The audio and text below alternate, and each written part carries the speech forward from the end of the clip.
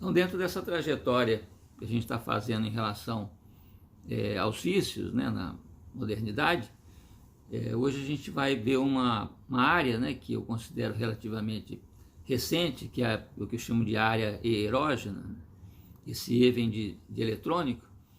Então a gente tem que ver, né, alguns conceitos que a gente tem visto ao longo desses vídeos. Um deles é que essa noção, né, de que a importância, vamos dizer, do prazer, né, a importância dos nossos desejos, medos, né, e dores em relação aos vícios, né, em relação à movimentação, né, de aderência às coisas, e o peso disso que a gente chama de libido, né, que é uma energia com a qual a gente investe, né, a realidade, os objetos e a nós mesmos, né? Então esse investimento ele traz, vamos dizer, as consequências da identificação,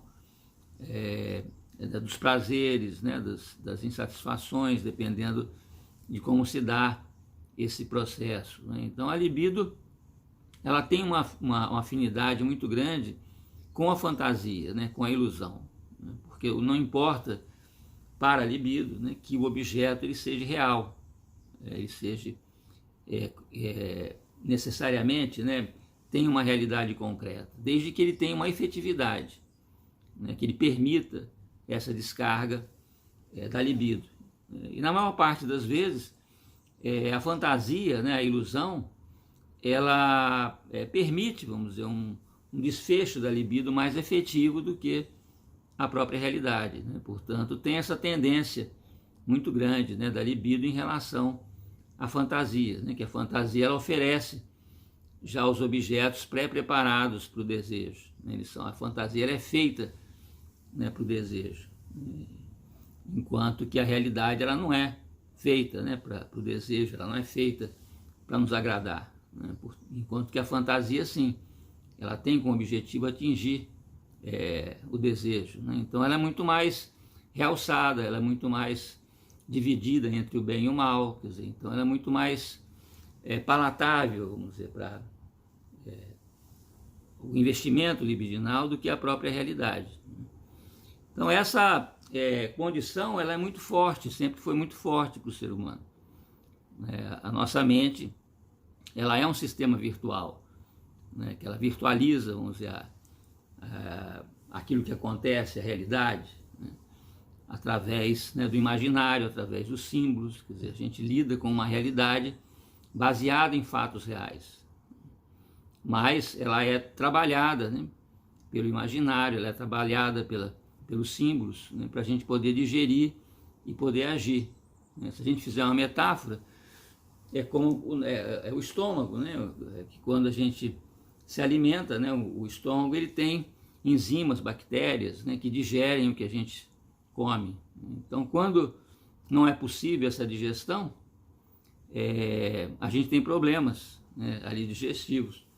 Sempre que a gente vai para um outro país, por exemplo, às vezes a gente fica com um problema intestinal porque a gente não tem as bactérias para digerir, né, os alimentos daquela realidade, né? Então, a nossa mente também, ela precisa conseguir elementos, né, para digerir, né? Quando a gente não consegue digerir, se constituem problemas psicossomáticos, se constituem atuações, né? A pessoa que faz alguma besteira qualquer, ou uma elaboração mal feita, né, que se constituem algumas neuroses ou psicoses. Então a mente ela é um sistema de virtualização.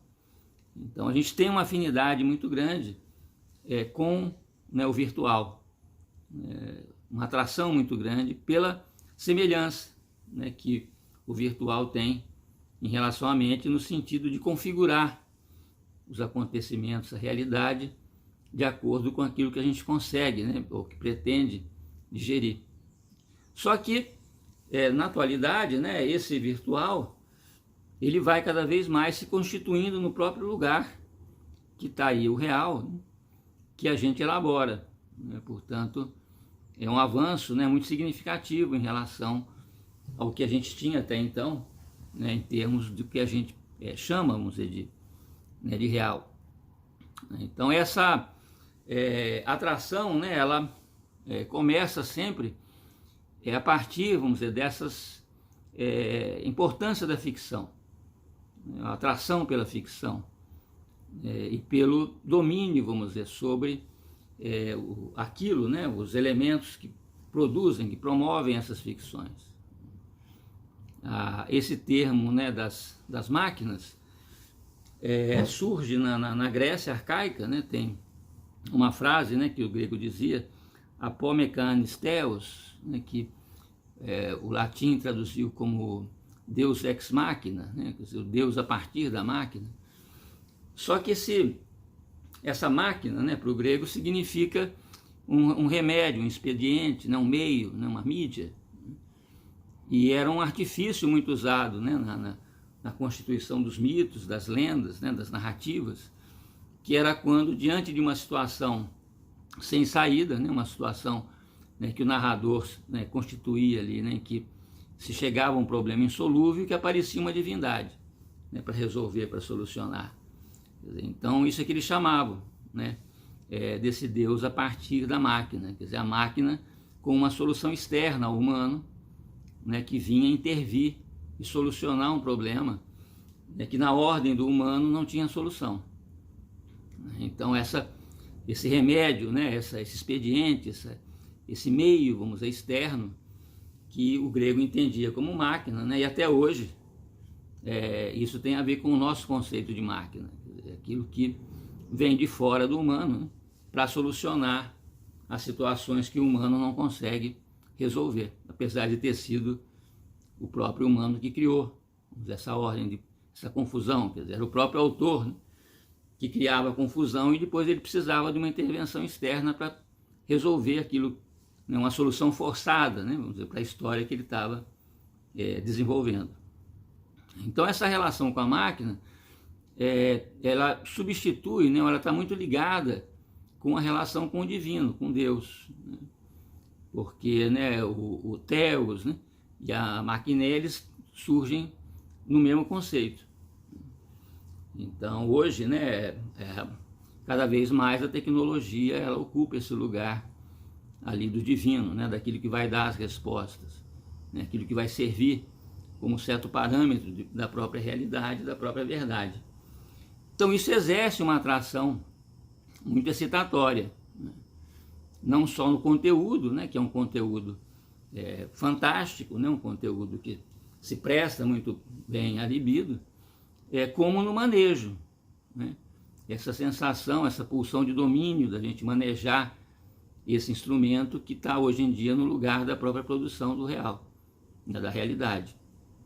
Então a gente fica muito atraído não só por aquilo, né, que as máquinas oferecem, né, e que a gente vê o mundo hoje em dia, né, a partir da janela eletrônica, principalmente nessa época, né, de pandemia, né, portanto são órgãos de produção da realidade, como a gente tem essa aparência de controle sobre isso. Só que ao mesmo tempo nós somos controlados, né, porque a gente só faz aquilo que a máquina permite que a gente faça. Ela só, vamos dizer, nos obedece se antecipadamente a gente obedecer ela. Então isso gera uma excitabilidade muito grande, tanto no sentido do domínio, quanto no sentido da dominação. E isso promove, vamos dizer, uma exclusão, né, tanto da realidade, vamos dizer, que passa a atrapalhar, como ela sempre atrapalhou, né, a fantasia, o corpo, né, que se torna um empecilho ali para o espírito, vamos dizer, para aquilo que está na ordem, né, dos símbolos, né, do imaginário, e promove uma aderência muito grande, né, pela sensação de domínio, pela sensação, né, que a libido ele é muito mais atraída por esses materiais, de tal forma, né, que a gente tem, né, já vários tipos de tratamento, né, várias clínicas, inclusive de adicção, né, de vícios, né, nos meios eletrônicos, porque a nossa realidade ela é cada vez mais afim, vamos dizer, com a realidade que a eletrônica nos traz, né? Outro dia uma mãe me falou que levou o filho dela, né, de 5 anos num hotel fazenda, e tinha lá uma vaca depois de comer, que a vaca estava parada, como a vaca fica. Daí a pouco o garotinho veio perguntar para a mãe, tá faltando pilha para a vaca. Então a nossa visão da própria natureza, ela vai sendo cada vez mais referidas, né, a esse universo eletrônico. Vai criando uma relação mimética, né? Quer dizer, a gente mimetiza sempre a realidade, né? Como os homens da floresta, né? Eles têm a se devir bicho, né? Devir águia, né? Devir aves, devir natureza, porque, né, o ambiente deles, e o ser humano ele tem essa função mimética, e como a gente vive num ambiente mecânico, né, eletrônico, a gente vai cada vez mais adquirindo esses elementos, né? A gente vai pensando como as máquinas, né? A gente vai querendo ser como as máquinas, ter o tipo de potência da máquina, o tipo de frieza da máquina, né? Porque é o universo no qual a gente vai vivendo, né? E uma realidade cada vez mais proteica, no sentido proteus, era uma divindade que se metamorfoseava frequentemente. Então, essa metamorfose significa o quê? Né? Que você não tem uma essência, você é sempre aparência, sempre aquilo que aparece já é essência. Então a gente tem, né, essa necessidade hoje em dia de confirmar todo dia a nossa aparência, né, a nossa imagem, né, o nosso ser, né, no Facebook, nos selfies, né, nessa necessidade, vamos dizer, de confirmar sistematicamente a nossa realidade. Por quê? Né, porque essa realidade ela vai ficando fugidia, né, e a nossa, vamos dizer, essência, né, ela vai sendo substituída pela aparência, né, que é a principal forma de sedução, né. Toda sedução ela implica, né, numa imposição da aparência sobre a essência.